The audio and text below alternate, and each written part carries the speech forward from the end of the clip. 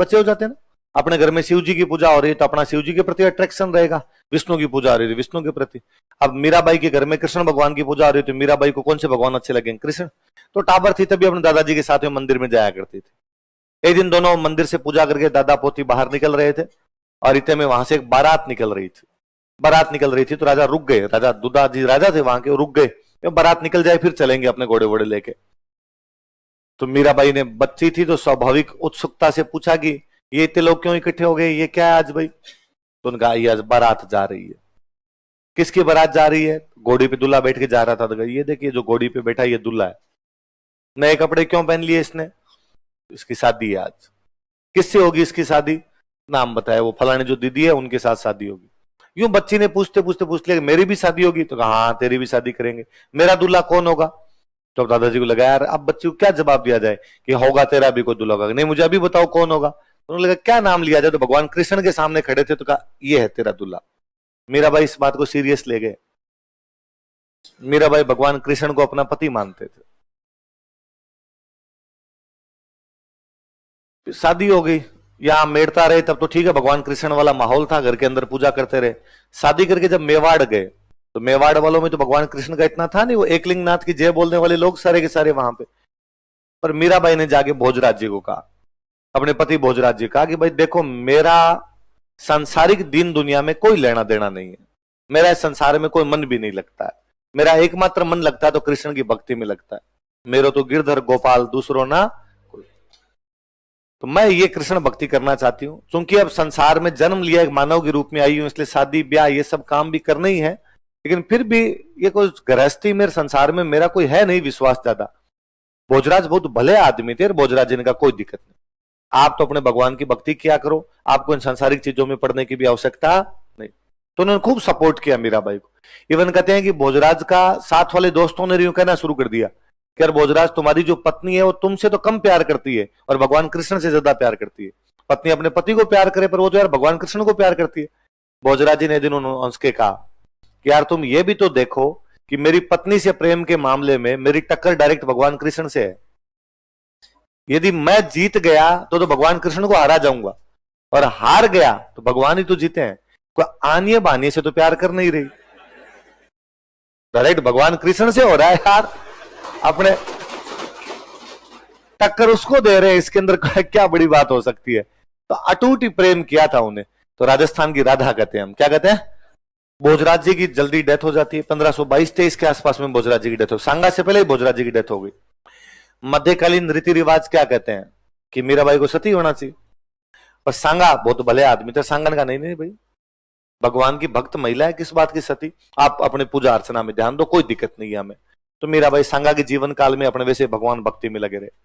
सांगा जब मरे तो मेवाड़ में राजा बने रतन सिंह, रतन सिंह बनते, रतन सिंह राजा बने तो वापस मीराबाई का चलता रहा, उनका अपने देवर से कोई क्लेश नहीं है। रतन सिंह के मरने के बाद उनके एक और देवर राजा बने, विक्रमादित्य। कौन राजा बने? उस टाइम में थोड़ा लफड़ा होना शुरू हुआ। उन दिनों चित्तौड़ के अंदर एक संत आए हुए थे, रैदास। कौन से संत आए हुए थे? और मीराबाई रैदास जी को अपना गुरु बना लेती है। गुरु कौन थे? रैदास। तो रैदास जी पधारे हुए थे तो मीराबाई उनके सत्संग सुनने के लिए जाने लग गए। विक्रमादित्य ने इस बात पर आपत्ति की। पहले तो उसने कहा कि राज परिवार की महिला घर से बाहर नहीं जा सकती, आप घर से बाहर सरेआम सत्संग सुनने के लिए जाते हैं। दूसरा, आप विधवा है, विधवा महिलाएं से घर से बाहर नहीं जाती, आप घर से बाहर निकलती है। तीसरा, रैदास जी दलित जाति के व्यक्ति हैं, इनको आपने अपना गुरु बना रखा है और आपको ये सारे काम छोड़ने पड़ेंगे, आपको घर के अंदर बैठना पड़ेगा, आप ऐसे बाहर नहीं निकल सकते।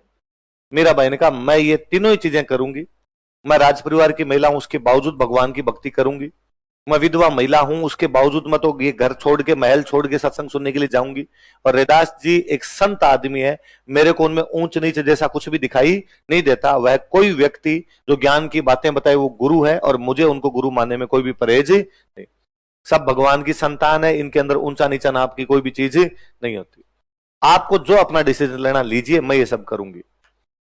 मुझे लगता है दुनिया में पहली महिला मीराबाई रही होगी जिन्होंने कहा होगा माई लाइफ माई चॉइस। आप कभी इमेजिन कीजिए इन चीजों को कि उस महिला ने एक साथ कितने टेबू तोड़ दिए थे। एक राजकुमारी के द्वारा ऐसा किया जाना, एक रानी के द्वारा ऐसा किया जाने वाला अपने आप में अनुकरणीय था, कि ये वो समय था जब कहा जाता था ये था राजा। यदि वो रानी इस प्रकार से कर रही थी तो बाकी लोगों पे भले कमोबेश 5-10% लोगों पे असर पड़े, पर असर तो पड़ता है कि वो रानी होके जब रैदास जी को अपना गुरु बना सकती है, इसका मतलब समाज में ऊंच नीच नाम की कोई चीज नहीं। उनके पति नहीं है, उसके बावजूद यदि वो सत्संग में भाग लेती है, इसका मतलब पति की मृत्यु के बाद में जीवन समाप्त नहीं होता। वो यदि राजकुमारी होके भी इस प्रकार घर से बाहर निकलती है, इसका मतलब पर्दा प्रथा जैसी कोई भी चीज भी लोगों में जागरूकता आती है अपने आप। पर वहां विक्रमादित्य और उनके देवर भाभी के बीच में वहां क्लेश होने लगता है। फिर कई कहानियां पढ़ते हो कि उनको जहर देने की कोशिश की गई, सांप से डंक मरवाने की कोशिश की गई। फाइनली उनको लगा कि यहां पार पड़ेगी नहीं, डेली डेली की लड़ाई है, तो वापस अपने पीहर आ गए। पीहर कहां पे था? मेड़ता। मेड़ता में उनके भाई राजा बने हुए थे, जयमल। दुद्धा के बेटे हुए वीरमदेव, वीरमदेव का बेटा जयमल। जयमल वही जो चित्तौड़ के तीसरे साके में जयमल पत्ता पड़ता है, मेड़ता का राजा जयमल। जयमल का जन थे भाई। रतन सिंह की बेटी है मीरा, रतन सिंह के भाई है वीरमदेव, वीरमदेव का बेटा कौन है? जयमल। तो काका चाचा ताऊ के हो गए आपस में, एक की बेटी होगी मीरा और एक का बेटा कौन हो गया? जयमल। या वापस जयमल के पास आ गए। जयमल खुद भगवान कृष्ण के बहुत बड़े भक्त थे। यहाँ कई दिन रहे और फिर एक दिन जयमल को कहा कि जयमल मुझे तीर्थ यात्रा करने के लिए जाना है, भगवान कृष्ण के जो बड़े बड़े केंद्र थे वहां जाना चाहती हूं मैं। वृंदावन जाऊं, मथुरा जाऊं, गोकुल जाऊं, द्वारका जाऊं। राजा की बहन किसी बात की इच्छा प्रकट करे, वो इच्छा पूरी ना हो, फिर किस बात की राजकुमारी? जयमल ने कहा ठीक है पधारिए आप, साथ में इन महिलाओं को और ले जाओ, थोड़ी बहुत ये भी तीर्थ यात्रा करके आ जाएगी। सेना भेज दी साथ में। यहां से बरसाना गए, मथुरा गए, वृंदावन गए। कहते जब वृंदावन गए तो यहां पर एक संत हुआ करते बहुत बड़े उस समय, रूप गोस्वामी जी महाराज। कौन थे? मीराबाई जब वहां पहुंचे मंदिर के अंदर तो कहा कि भाई रूप गोस्वामी जी महाराज को बुलाओ और पूजा करें यहां पर आके। रूप गोस्वामी जी महाराज वहां पूजा अर्चना किया करते थे। रूप गोस्वामी जी महाराज ने उन दिनों में कसम खा रखी थी कि मैं किसी भी महिला का मुंह नहीं देखूंगा। तो वो सुबह सुबह पूजा करने जाते, तब पर्दा लगा के पूजा करते, चुपचाप अपने कमरे में आके बैठ जाते। फिर मंदिर में महिलाएं भले आ जाओ, पर वो कहते मैं जब तक पूजा करूं कोई भी महिला आनी नहीं चाहिए। मीराबाई गए तो मीराबाई ने कहा भाई रूप गोस्वामी जी को बुला के लाओ। तो गए जाके और जाके रूप गोस्वामी जी को कहा कि भाई मीराबाई आई हुई है और आपको पूजा के लिए बुला रही है। उन्होंने वापस कहा कि भाई मीराबाई को जाके कह दो कि मैं किसी महिला का मुंह नहीं देखता, इसलिए मैं नहीं आऊंगा। मीराबाई को आगे चले चपाटों ने कहा भाई नहीं आना चाहते। उन्होंने कहा रूप गोस्वामी जी को मेवाड़ की रानी आई है और मेड़ता की राजकुमारी आगे पूजा करे चुपचाप। और किस बात का क्या करे रूप गोस्वामी जी कि मैं महिला का मुंह नहीं देखता? तो उनको जाके और कहो कि मीराबाई ये मानती है कि दुनिया में मर्द है कि भगवान कृष्ण, बाकी सब लेडीज है।